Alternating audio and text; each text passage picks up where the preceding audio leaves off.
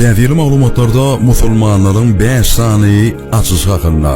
Musulmanların 5 sani dünya ütküdən ulatışı şulardan varat. 5-ci, xirurgiya Luqman Abdülqasim Az-Zahravi 1000 yıl tövrümundan ön xirurgiya haqqında 30 ciltlik kitap yaptır. Bu kitabı 500 yıllap bütün Avropada ulanıptırlar. 4-cü, kofe. 1-ci kofe Yemen'de 9-cu asırda tayarlanıptır. Şol vaxtlar kofe soğupları giyce uğuklaman, doğa dilek etmeye gerek bolupdur. Son bu ütküsü içki 16-cı asırda Avropa barıp yetipdir. 3-cü uçuyan enzam. Leonardo da Vinci entek dünyayı meke.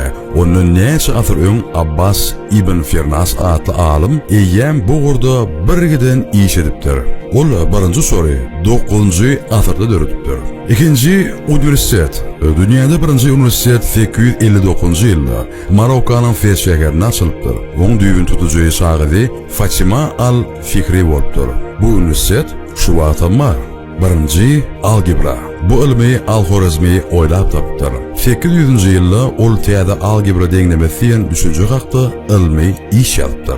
Aziz musulmanlarım, başka ne hili aslan biliyeniz?